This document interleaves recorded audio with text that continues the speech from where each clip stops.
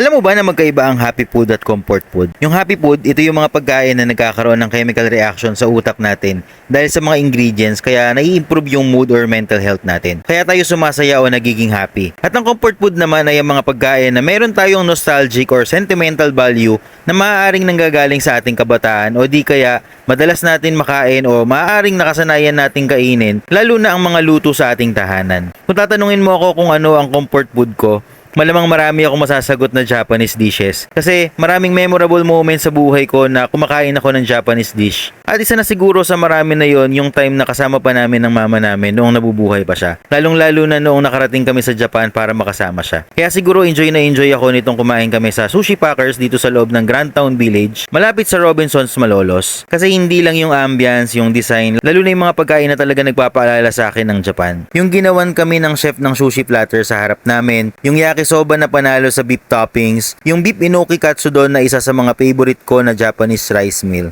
Isama mo na yung inari sushi na unti-unti na ding nauuso dito sa atin. At syempre yung takoyaki na unang street food na natikman ko sa Japan.